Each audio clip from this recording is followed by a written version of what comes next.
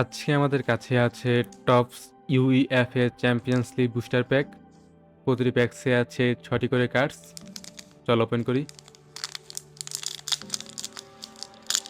প্যাকটি order করার জন্য ফেসবুকে গিয়ে পকিজার পেজে মেসেজ দিন।